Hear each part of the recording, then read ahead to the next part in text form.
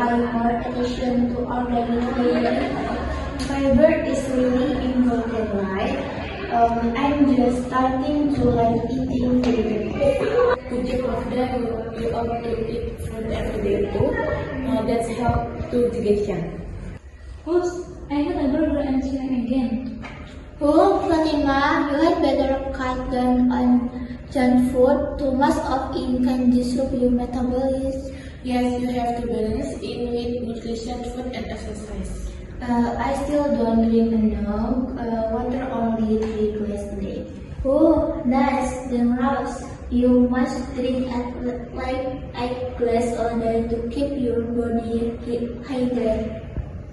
Okay, I think I have to start changing my diet.